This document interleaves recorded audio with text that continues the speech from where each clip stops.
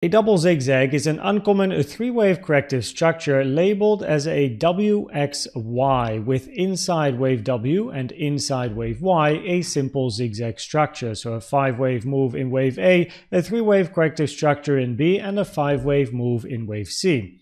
A double zigzag can appear in any of the structures written in the box over here. Wave A, for example, a flat, a 3-wave A, 3-wave B, and a 5-wave C.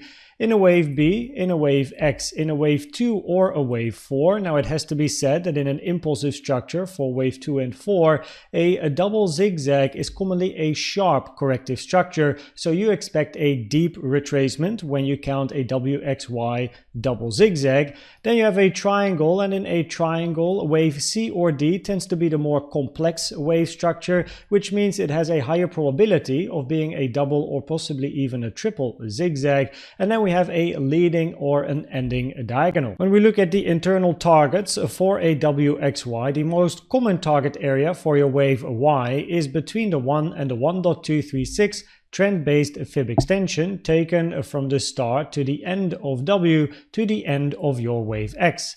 The 0.618 is uncommon and the 1.618 is quite rare.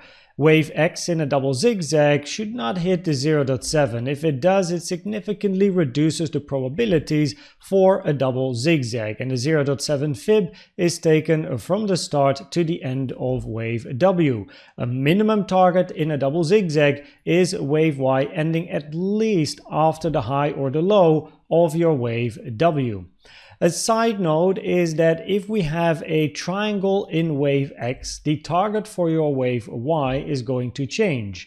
If you have a triangle in X, the common target for Y is between the 0.618 and the 1-to-1 trend-based fib extension taken from the start to the end of W to the end of your wave X.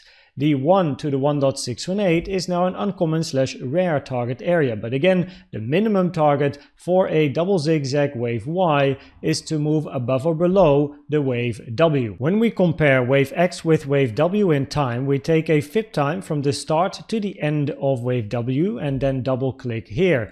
A minimum target for wave X is usually the 0.382. It is rare for structures to finish before the 382 Fib-time.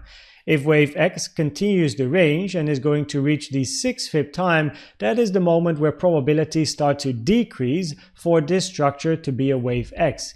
It can happen, however, that a wave X finishes after the 6 Fib-time. It's just an impact on probabilities as the probabilities reduce when the range is continuing all the way up till a 6 Fib-time. When we compare wave Y with wave W in time, we take a Fib-time from the start to the end of W to the end of wave X and toggle on the 0.618 to the 1.618.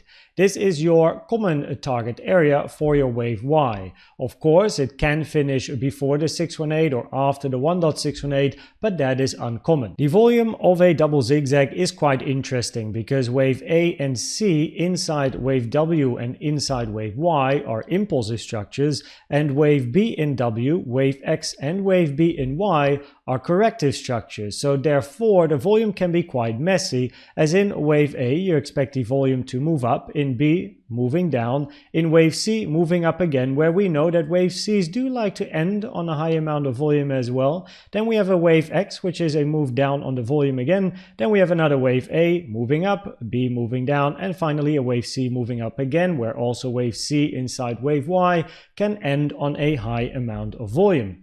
Now this is everything that you need to know about a double zigzag. If you have any questions, please make sure to ask.